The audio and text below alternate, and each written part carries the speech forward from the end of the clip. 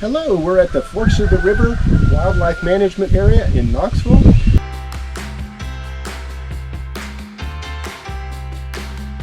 This is a beautiful preserve, and it also is botanically interesting because within the acreage here we have a unique habitat called a cedar glade. We also have some wetland habitats, and then there's some old fields. At one time, the Forks of the River was actually used to grow vegetables for the hospital that's across the river on the other side of the river, and it has been taken over and put into conservation as a conservation area under the state TWRA, and it's a great place to come out and look at plants.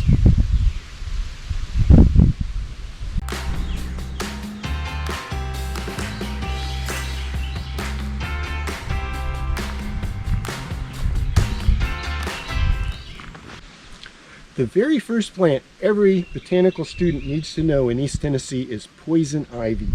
Poison ivy grows in almost every wooded area, and here is an example of this growing right next to a bench here. And poison ivy has alternate leaves that are trifoliolate, and they are pinnately trifoliolate, so the lateral leaflets are attached directly to the petiole. The terminal leaflet, the main axis, continues on to where it attaches. Poison ivy has oils in the veins of the plant. They're not volatile, so they can't get on you if you're just next to it. But if you come in contact with the sap, there's chemicals in those oils that will cause allergic dermatitis in sensitive individuals. And so you have to be careful with that. And poison ivy has flourished under climate change, and studies done over in North Carolina show that it has become both more abundant and also more allergenic. And if we can zoom in down here, it's actually flowering. We will not key this plant out because I'm not going to touch it. Even if you don't think you're sensitive to it, you can become over your lifetime sensitized. So don't push your luck by coming in contact with the plant if you don't need to. This is a woody vine. We call this technically a liana, and we'll take a look at the stems of this later on down the trail. Here's another view of poison ivy. The folks at I Am Nature Center that leads kids on nature walks are fond of calling this the hairy monster vine because it produces all these small roots that help attach it to trees that it's growing on. And it's distinctly different in this way than other viney woody vines such as the Virginia creeper. So hairy monster vine is one that we don't touch, we don't mess with.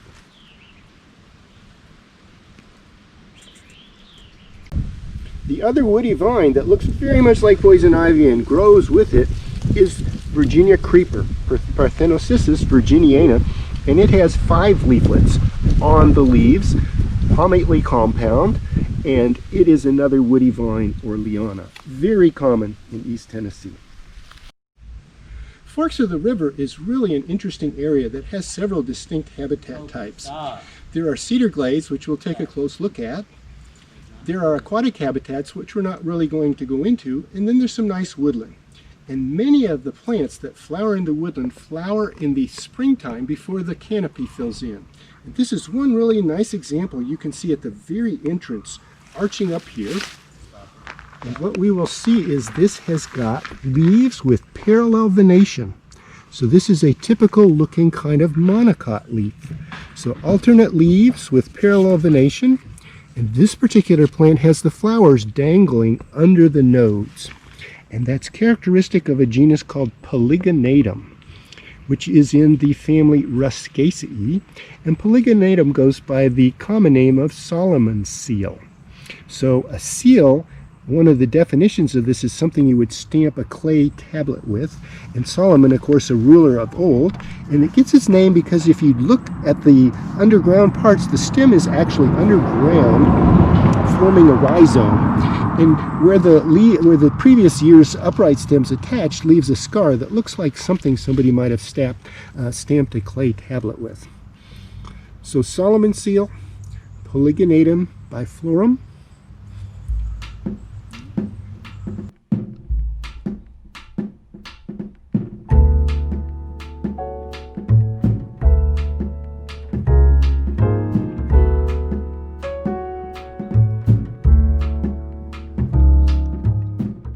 Here's a member of family that we covered earlier this week. This is a plant, an herbaceous perennial that we find very commonly in woodlands in eastern North America. And you'll notice vegetatively it has these compound leaves, and they sheath at the base, and they are attached in an alternate fashion. The flowers are kind of small on this and hard to see, but if you look at the overall arrangement, you can see what we have is two sets of branching. The first branching into 3 groups, all attached at one point, and then another bunch of small flowers. And when we look at these small flowers, we find some of them have only stamens, some of them have only pistils. And so this is a compound umbel, and this is a member of the Apiaceae. And this particular plant, the genus is Senicula, and this is Senicula marylandica. It's a pretty inconspicuous plant, and a lot of plants that are kind of inconspicuous and grow in woods end up with a name like snakeroot. And so the common name for this plant is snakeroot. So Apiaceae, alternate name umbelliferae, Senicula marylandica, snakeroot.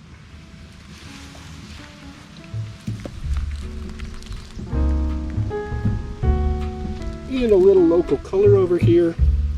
Not anything particularly to do with the plant, but the plant was there. It's a nice perch. And this harvestman, or daddy longlegs, is just kind of hanging out and enjoying a very beautiful sunny East Tennessee afternoon.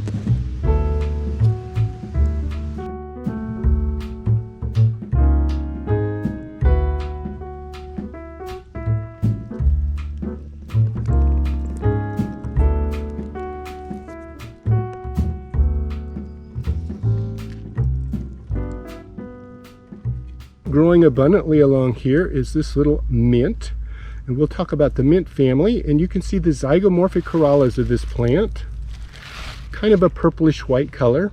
This is a plant that goes by the common name of self-heal or heal-all, Prunella vulgaris. Prunella, prune like the fruit, LLA, so Prunella vulgaris means common in Latin, and it has the typical features of a mint. It'll have 4 united sepals in the calyx, basically 4 united petals, but separated into 2 prominent lips. And then it has epipetalous stamens and a single pistil, which is deeply 4-lobed in the center. Here we are looking at a couple plants that we find growing abundantly along the open cedar glade area. This particular plant has 4 Maris corollas and 4 united sepals. It will have 4 epipetalous stamens and an inferior ovary. If we pan down to the stem, we can see there are opposite leaves, and where the leaves meet, there are actually stipules that come out at right angles to where the leaves are. So this plant is a member of the Rubiaceae, a family we'll discuss later, and this plant is called Houstonia purpurea, and the common name for this is bluets. Houstonia, like Houston with an IA, purpurea, bluets.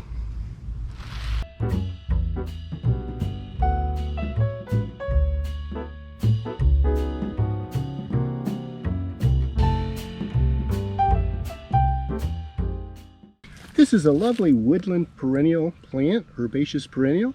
We find it growing along the edges of woods here in East Tennessee, and you should recognize the family on this. So starting with the flower, we can see the perianth has 5 separate parts, and if we turn it over, that's all there are. And so these are sepals that have become modified to look like petals, and there are no petals at all in this flower. And then up from that you see the numerous stamens, and then in the very center, numerous simple pistils.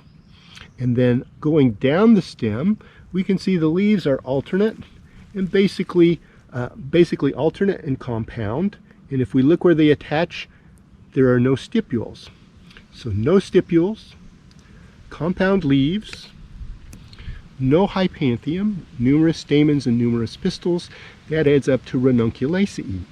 And this is Anemone virginiana, which goes by the common name of thimbleweed. And it's so called because as those simple pistils enlarge in fruit, they cluster together to look like a little thimble at the end of the stem.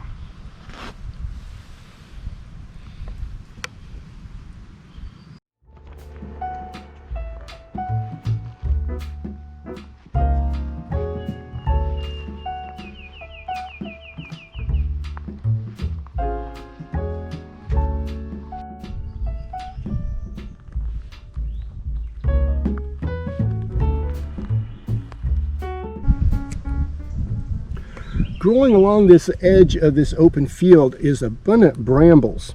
And you should be able to recognize the family on this if you think about it a little bit. Notice the 5 Maris perianth with 5 kind of whitish petals, the numerous stamens and numerous pistils. And when we look closely, we can see there's a hypanthium attached at the base of all of this. This is a member of the genus Rubus. And rubus are the blackberries and brambles, and they are characterized by having thorns along the edge of their stem.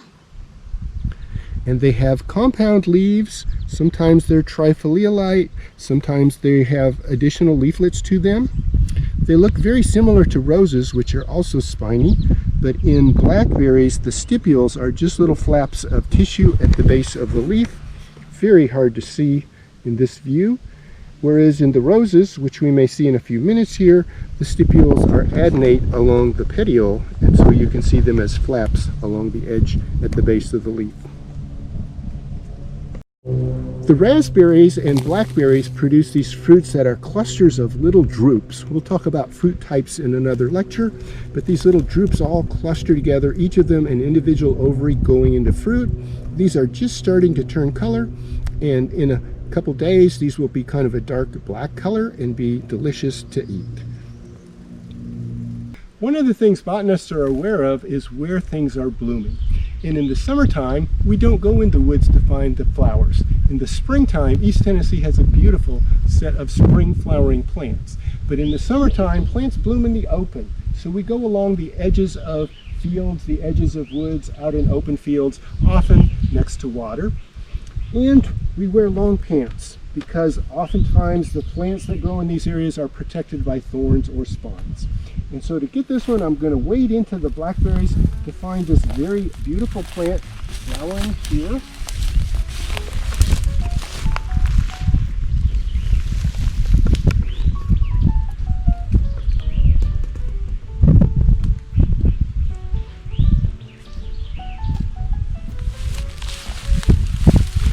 Notice I'm handling this one with care because it's well armed and it would prickle me if I touched it. So this plant is in a family that you should recognize. So here's a really pretty flower. Isn't this nice? It would be really nice if you could take a sniff of this. It smells like a rose. So if we look at this, we can see 5 pink perianth parts. These are the petals. If we turn this over, we see 5 sepals. And you see that little kind of ball there? That's the hypanthium that surrounds the numerous simple pistils. Looking on the other side of the flower, we can see numerous stamens. And in the very center, there's a little green ball. And to look at this closely, we have to take our hand lens. Now, it's very important to know the technique for working with a hand lens. You can't hold a hand lens a foot in front of your face and see anything. You have to put it right up next to your eye and then move the plant up until you can focus on the details of the flower. And then you get a beautiful view if you can hold steady here. And what I see is this green cluster in the center are actually the styles that come up through the hypanthium. We can separate this and you'll see the kind of silvery ovaries there in the very center, and that's all characteristic of the genus Rosa. And the fact that those styles protrude out into the stamens is characteristic of this particular species of rose, which is Rosa satigera, the prairie rose. Now we can look at the leaves also, and the leaves help us distinguish between these prickly genera of Rosaceae, between Rubus and Rosa. So the leaves here are compound, and at the base they have stipules. And in the genus Rosa, these stipules fuse to the petiole. And so we use the term adnate to describe that. They are adnate to the petiole, and then they flare out at the tip. And that is characteristic of the genus Rosa. In Rubus, you would just see these little tips like they were attached down at the very base of the leaf.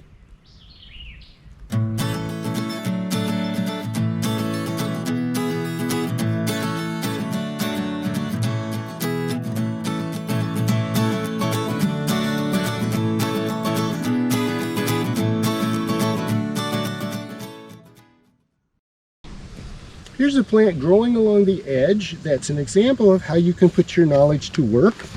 And this should be somewhat familiar to you. As we look at the details of this, it's a vine. And notice that the leaves have exactly 2 leaflets and a terminal tendrils. And looking back at the petiole, we can see that there are stipules attached where the leaf comes off. And then when we look at the flower, we can see that the flower has that butterfly-like appearance that we associate with a particular family. And we can confirm this by taking this and detaching one of these. And you would take this if you were in the field. Oops, get another one here. You would take this and get your hand lens and take a very close look at the details of this particular flower. And you'll notice that there is a banner petal and 2 wing petals. And if you pull back the petals, and you won't be able to see this on camera, but I can see this very nicely with my hand lens here. There are 10 stamens, 9 that are partially fused in a cluster, and a 10th one that runs along the top of the single pistil. And that single pistil comes up and it makes a right angle bend where the style comes off. And that tells us this is a member of the Fabaceae and the papilionoid type of Fabaceae. And so this is a relative of one of the first legumes we looked at. This is Lathyrus hispidus, which is another member of the sweet pea group. One of the neat things of walking along through the fields and woods is to find the other critters besides plants. And here's a very prominent one. This bubbly stuff along this grass stem belongs to a type of insect called a spittlebug. And we're going to molest this little guy. This little guy blows bubbles to protect himself. And if we take and start removing the spittly stuff, we will see inside of here this little bug. It's between my thumbnails. Kind of green and brown. Probably not too happy to get his morning meal disturbed. And pretty innocuous. They just sit there and they suck the juices out of the plants. They don't harm us directly, although if you get spittlebugs on crop plants, you could lower the productivity.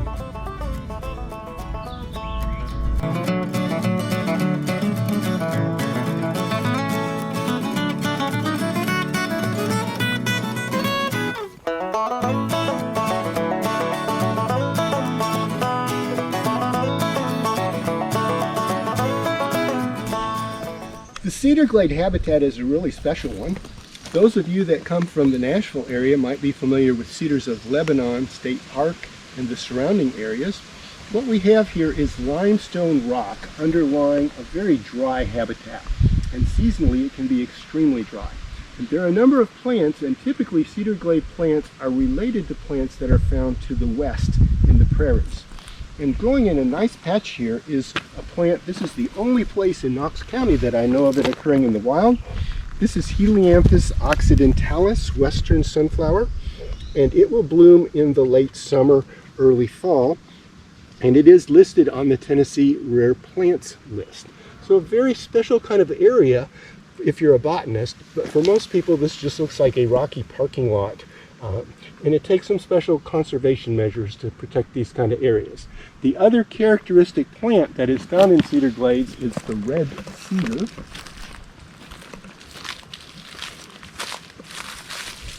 And here's a small individual of red cedar growing here, larger ones over here. This is a member of the genus Juniperus. This is Juniperus virginianus. And a lot of the forks of the river wildlife management area would be cedar glades under natural conditions. And for these to occur in natural conditions, they actually burn regularly, and that would thin them out. In the absence of burning, what's happened is the cedars have proliferated, other kinds of trees have come in, and there's been a lot of exotic shrubs that come in and totally coat this area. We'll see further up the trail a very nice example of some cedar glade. Here we are in one of the more accessible cedar glade types of areas. This area, as you can see, is open. It's kind of covered with weeds because it hasn't been burned, But if you look underneath, the rocky soils is preventing much else from coming in. We see prickly pear cactus.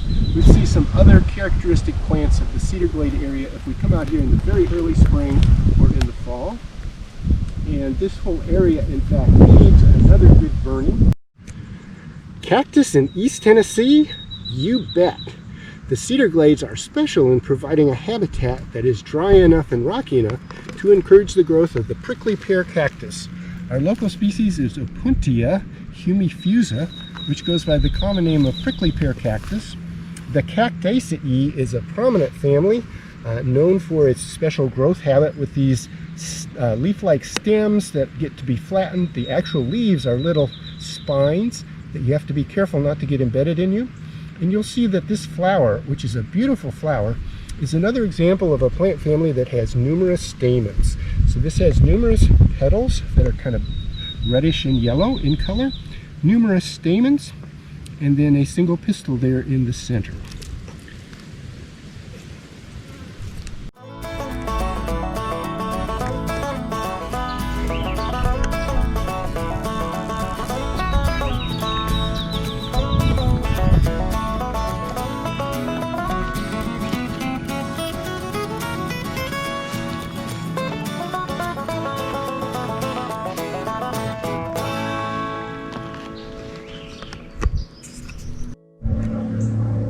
This weedy kind of old field edge here is home to a number of alien plants. One of the very pretty ones is this Dianthus armeria, the bright pink color. You can see the 5 Maris perianth on this. We'll take a closer look at this with some dissected plants. It's interesting that most of the plants we're viewing here on this edge are alien plants, and so growing next to it we can also see the oxeye daisy, which we'll cover next week, and the hop clover growing over here, and then intermixed all through here is poison ivy, and plenty of poison ivy. Notice that the young leaves as they first emerge tend to be this reddish color and kind of a shiny appearance to them. And this is a native, but we could almost speak of it as a native invasive.